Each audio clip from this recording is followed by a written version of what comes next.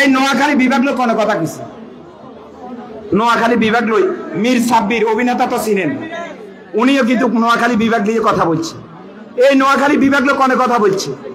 আর জিয়াউল হক পলাশ নোয়াখালীর সন্তান আর এই নোয়াখালী বিভাগ নিয়ে কে কথা বলছে অভিনেতা রেশমি আপু ওনার সাথে আমার অনেকগুলো অভিনয় হয়েছে উনিও নোয়াখালী বিভাগ নিয়ে কথা বলছে নোয়াখালী বিভাগ নিয়ে কে কথা বলছে নোয়াখালী বিভাগ নিয়ে কথা বলছে বরকতুল্লাহ বুলু সাহেব উনিও কিন্তু নোয়াখালী বিভাগ নিয়ে কথা বলছে আমরা স্পষ্টভাবে জানি কিন্তু এগুলা আর নোয়াখালী বিভাগ নিয়ে কে কথা বলছে ডাকসুর বিপি সাদেক কাইমরে চিনেননি আপনারা হাতে একটা কথা বলছে ভাই আমার কলজাটা ভরে গেছে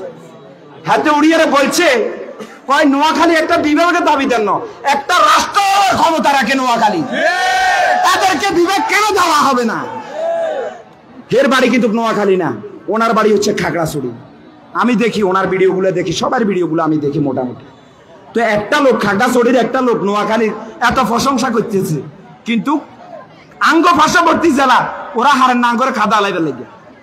আপনারা বিশ্বাস করেন ভাই সাতপুরের কিছু কন্টেন্ট ক্রিয়েটর আছে ব্রাহ্মণবাড়িয়ার কিছু কন্টেন্ট ক্রিয়েটর আছে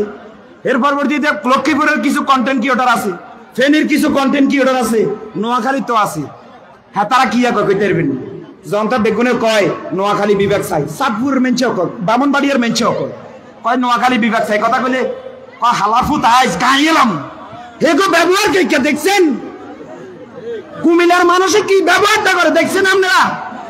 স্বাভাবিক ব্রাহ্মণবাড়িয়ার মানুষ নোয়াখালীতে 12 বাসতে পারে চাঁদপুরের মানুষ নোয়াখালীকে 12 বাসে আমরা জানি লক্ষ্মীপুর ফেনী নোয়াখালী আমরা তো আছি তারপরও কেন তাদের এই আচার ব্যবহার আমাদের সাথে কেন আমাদের ভুল হয়েছে যখন চট্টগ্রাম এবং কি কুমিল্লার সাথে ফুটবল টুর্নামেন্টে আসি তারা আমাদের এলাকায় খেলতে এসেছিল আমরা তাদেরকে ভুল দিয়ে বরণ করে নিয়েছি আর তারা কি করেছে বিনিময়ে আমাদের লাশের গাড়ি বন্ধ করেছে লাশের গাড়ি আটকেছে তারা তাহলে বুঝে নিতে পারেন তারা বিভাগ পাইলে কি করব বাদ বাকি জেলা যেগুলো আছে বেগুনের ব্যান্ড খুলিয়ে বেগুনে এটা 100% সত্য কথা আর তারা উড়িয়ারে কথায় কথায় কইব আঙ্গত বিজ্ঞান আছে আরে বাবুরে তোকে যদি এয়ারপোর্ট থাকে তোকে যদি আপনার শিক্ষা বোর্ড থাকে তোকে তো বিজ্ঞান আছে আমরাও দেই